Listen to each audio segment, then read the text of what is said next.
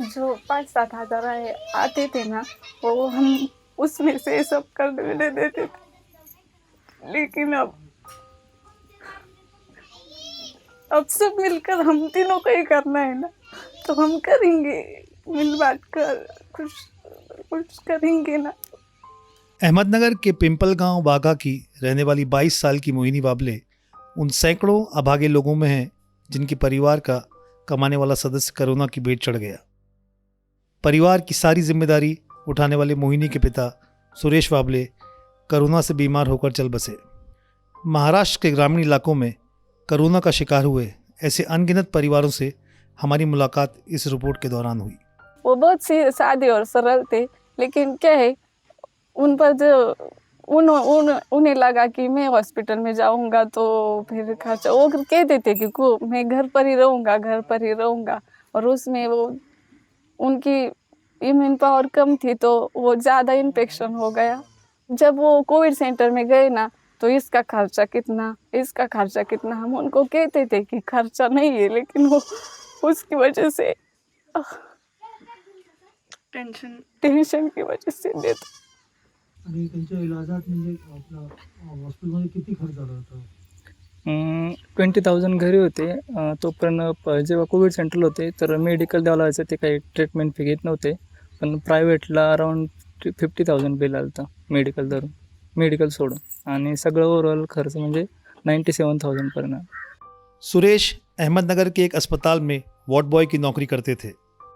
21 मई को कोरोना के संक्रमण के चलते उनकी मृत्यु हो गई। पिता की मौत के बाद परिवार की जिम्मेदारी अब मोहिनी और उनके छोटे भाई वैभव पर आ गई है। बीएससी के आखिरी साल में पढ़ाई कर रहे वैभव ने पिता की मौत के बाद आगे पढ़ाई करने का इरादा छोड़ दिया है। वो अब अपनी बहन मोहिनी की तरह किसी नौकरी की तलाश में है। पिता के इलाज के लिए उन्होंने 70,000 रुपये का कर्जा लिया था, जिसे अब चुकाना है। मेरा भी डिग्री हो चुका है, लेकिन मैं करती थी जॉब, लेकिन वो कुछ हेल्थ की वजह से छूटना पड़ा, तो हम मिलकर दोनों करेंगे। प्रॉब्लेम फक्त शेतीवरच होईल, काय होईल तेवढं, आणि पुढे पार्ट टाइम जॉब करून शिक्षण घेता आलं तर त्यावरच होईल. शेतीचं इथं कसं आहे, पाऊस झाला तर कधी जास्त झाला तर पाणी पूर्ण शेताच्या म्हणजे करताच नाही येत, आणि कमी झाला तर तिकडून पाणी पुरत नाही, त्यामुळे शेतीचं काय असून न नसून एकसारखंच. म्हणून पप्पांच्याच वरती सगळं होतं, ते जॉब करायचे ना, त्याच्यावरती शेतात धान्य आलं तर त्याच्यावरती हे व्हायचं। जिनसे जो पड़ेगा वो उनको मदद कर, यही बोलूँगी मैं सरकार से। जिनके घर राशन नहीं, उनको वो दीजिए। निमलक गांव की रहने वाली संगीता गुंड के पति बालासाहब गुंड मजदूरी करते थे। कोरोना के चलते 26 अप्रैल को उनकी मौत हो गई। उनकी मौत के बाद उनके घर राशन तक नहीं था। मेरे पति जब गुजर गए ना, मेरी सहेली जो है ना, उन्होंने मेरे को महीने भर का किराना ला के दिया। सब मतलब खाने भर का जो कुछ लगता है वो मेरी सहेली ने इधर ला के दिया। फिलहाल अभी लड़का भी जा रहा है, अभी उसके आगे देखेंगे क्या करना है। वैसे मेहमान तो बोलते हैं कुछ मतलब लगा तो बोल देना, फ़ोन करना, पर अपने को अच्छा नहीं लगता। अभी कब तक वो भी कब तक हम लोग को मतलब ये करेंगे ना, खुद तो कुछ करना ही चाहिए। अभी इधर देखो तुम, सबको लाइट है, खाली हम लोग को लाइट नहीं। अभी वो थे तभी हम बोल रहे थे, तो बोले कि तुम इधर खंबा ले लो। अभी हमारी तब भी नहीं थी लेने की ये, और अभी भी तो अब तो एज नहीं है फिलहाल, फिर भी अभी 2-4 दिन हो गए सबकी लाइट है, हमारे घर में लाइट नहीं। बाला साहब के इलाज के लिए उनके परिवार ने 80,000 रुपये का कर्ज लिया है। इसके अलावा उनके ऊपर पहले से ही घर बनाने के लिए लिया 2 लाख का कर्ज था। फाइनेंस कंपनी आए दिन संगीता को फ़ोन करके लोन चुकाने को कह रही है, लेकिन संगीता ये घर कमाने वाला सदस्य नहीं रहा। ये घर भी उन्होंने बनाया था? हाँ उन्होंने। तो ये इसका भी कर्जा बचा है कि ये मतलब है ना, कर्जा है। कितना कर्जा है इसका? अब वैसे मतलब जैसे कि सबके पास से लिया है। अच्छा, वैसे हाँ ऐसे सबके 20, 10, 25-50 ऐसा लिया है, सबका लिया है। जी, जो जी, जी। था वो आते थे फोन, लोन जो लिया है बजाज फाइनेंस का, तो हमने खाली इतना बोला कि उनकी डेथ हो गई।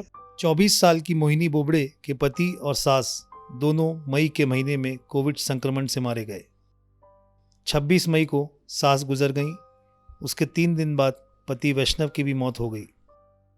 मोहिनी अपने 2 बच्चों के साथ ससुराल हिंगनगांव में अकेले रह रही हैं। बच्चों की उम्र 5 और 2.5 साल है। मोहिनी के पति महाराष्ट्र इंडस्ट्रियल डेवलपमेंट कॉरपोरेशन में अस्थायी कर्मचारी थे। परिवार के एकमात्र कमाने वाले व्यक्ती थे। किती खर्च झाला तुम्ही सांगितलं? 5 लाख 5 लाख तर 5 लाख म्हणजे काही सेव्हिंग होती कुठेतरी घेऊन म्हणजे घेतले तुम्ही? नाही नाही, लोकांनी भरले। गोळा करून हा उधारी झाली का? हा, उधारी झाली। आणि म्हणजे पैसे उधार घेतले आपलं इलाजासाठी, ते कसं म्हणजे मागताय का लोक, फोन करताय का? आता अजून 10 दिवस नाही झाले, अजून मागत नाही, पण द्यावा लागतील ना त्यांचे. सगळं तेच स्वतःच्या करीत घराचं होते, ती काहीच करते, बघत घरात तेच नव्हती. होते ना। असं आता तुम्हीच बघायचं ते काय आहे ते. तुम्ही यांना घेऊन जाणार की काय इकडे राहणार? नाही इथंच ठेवणार. आणि माझ्या पण मुलाचा ऍक्सिडेंट झाला हो, त्याचं पण ऑपरेशन करायचं. पैसे काय आहे का यांच्याकडे की नाही आहे? काहीच नाही. नाही त्यांच्याकडे. म्हणजे काहीच पण नाही, 500 काय? रुपये पण नाही. नाही पैसे मतलब तुम्ही म्हणता यांच्याकडे पैसे नाही, नाही. तर कसं करता म्हणजे लहान पोरं? मग आता हे लोकांनी दिलं ना लोकांनी- आणून, लोक त्याच्यावरतीच गेले 10 दिवस. गावाचे लोक देत आहे म्हणजे हो, तुमचा खर्च म्हणजे दिवसात किती खर्च होते, म्हणजे किती पैसे खर्च होतात जगायला? तरी 500 रुपये लागतात. 500 रुपये डेली. हम्म। आणि आता तुम्हीच करताय हो हा. त्यांचे म्हणजे तुमचे जे नवरे होते त्यांच्याकडे काही सेव्हिंग वगैरे होती का, म्हणजे पैसे वाचले होते का, कुठे बँकेत ठेवले होते का? नाही, काहीच नव्हतं. काहीच एवढा खर्च नव्हतं। लागत होता ना, लहान मुलं असल्यामुळे एकटेच दवाखाना, त्याच्यात सगळं धान्य, सगळं त्यांना राशन, बघायचं। सगळं. मोहिनी की हालत इतनी खराब थी कि घर में राशन नहीं था। गांव वालों ने चंदा करके उनकी मदद की। फिलहाल 10,000 का राशन खरीद कर दे गए हैं। इसी से उनका काम चल रहा है। 11वीं पास मोहिनी को अब काम की तलाश है। उनके पति और सास के इलाज में करीब 5 लाख रुपए खर्च हुए थे। महाराष्ट्र के ग्रामीण इलाकों में ऐसे हजारों परिवार हैं जिनका कमाने वाला व्यक्ति कोरोना की भेंट चढ़ गया। इन परिवारों का भविष्य अब अधर में है। पहले से ही अभाव में जीवन बिता रहे इन परिवारों के सामने अब 2 जून की रोटी के लाले पड़ गए हैं। इनकी मायूस बेबस चुप्पी सारी सच्चाई, सारी तकलीफ़ों को बिना कहे ही उजागर कर देती है।